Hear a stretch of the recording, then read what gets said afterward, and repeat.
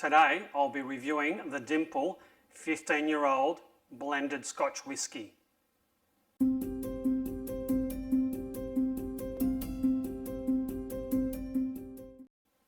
Hey, it's Maximo. Welcome to Tipples and Treats. Today I'll be reviewing the Haig Dimple 15-year-old blended whisky. I bought this on special not too long ago and I'm quite eager to try it out. So I'm going to open this up and give it a red hot go. Alright, it comes in a lovely red box. And there we go. That's a Dimple bottle. Now, the label Dimple got its name from the shape of the bottle because the bottle is in a dimple shape, or it's got dimples in it.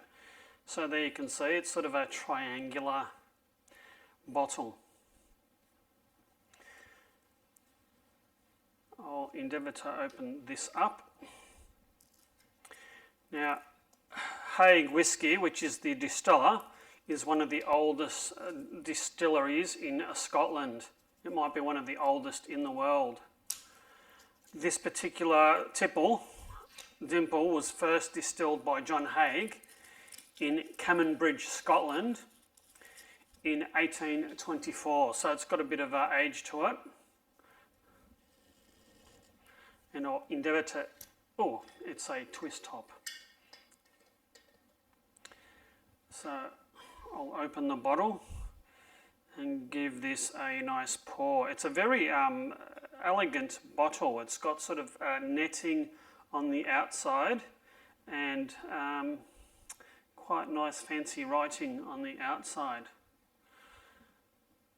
And did you know that Dimple, it was James Bond of 007 fame. That's his favourite tipple.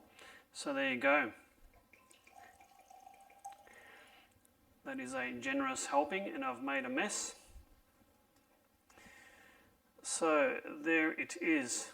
Now this is a 700ml bottle. It's 40% alcohol and it was $80 Australian on special. I think they're usually about around about the $90–95 bottle range for this. It's quite a rich honey, deep sort of honey colour.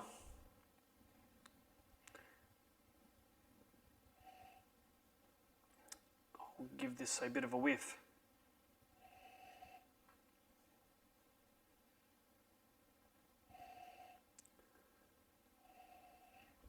It's sort of, it's a spicy, sort of burnt apple, sort of toffee nose. It's, I wouldn't say it's delicate, but it's not overpowering. It's just, it's a nice, intriguing nose. I'll give this a go.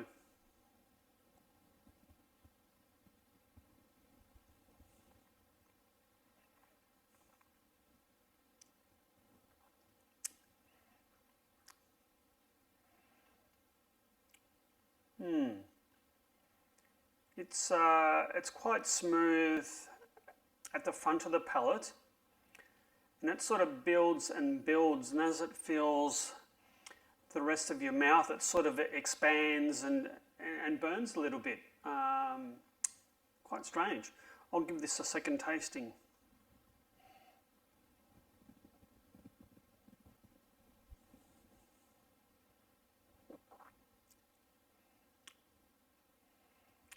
Definitely sort of toffee, spice, caramel.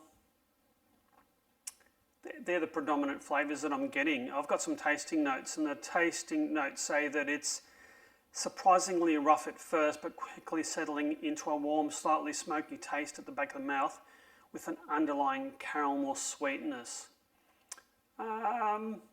I wouldn't say rough. I think it's sort of, for me, it's sort of smooth at the start. It sort of gets rough mid-palate and sort of smoothens out with the caramel sort of sweetness at the end.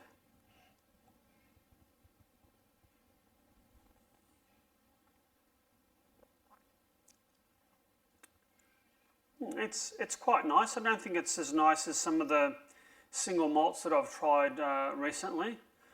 I think the Monkey Shoulder that I tried and reviewed a couple of weeks ago was probably nicer than this.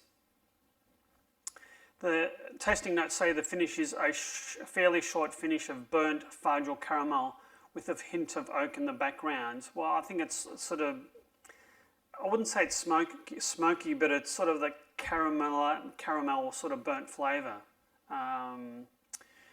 is predominant for me. Now I'll try this with some ice and see what it does to the taste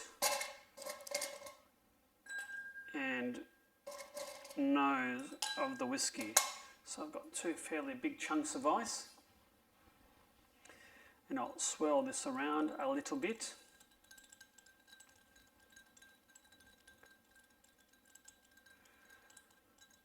So those soluble oils will be released by now, I hope. It's cut down the nose. I think it's mellowed the nose. It's cut down those sort of caramel tones and left a little bit of sort of sweet, fruity spice, perhaps.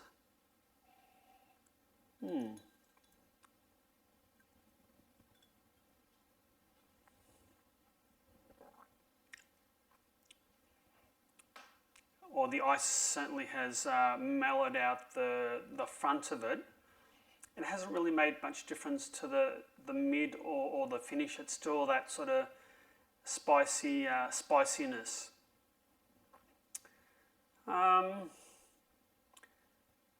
This is a difficult one. I think for the price, I think there's far better scotches around. I think that Monkey Shoulder for at least $10 less is probably a much more appealing scotch than this. I think this is might be a bit rough, not as well balanced perhaps is the word I was looking for, not as well rounded or well balanced as perhaps the Monkey Shoulder or even the Chivas Regal 15-year-old is probably a more well-balanced, more well-rounded Scotch whisky than this.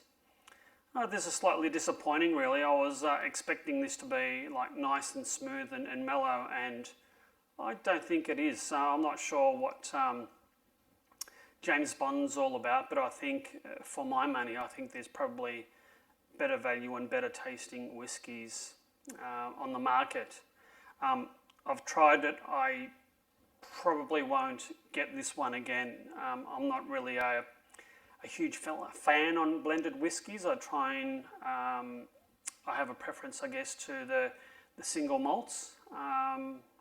Yeah, it was, I guess, slightly disappointing, this one. But we live and learn and keep trying. I do hope you've liked this video review of the Dimple 15-year-old blended Scotch whisky. If you've liked this video, please hit that like and subscribe buttons. And until our next review, you take care and cheers.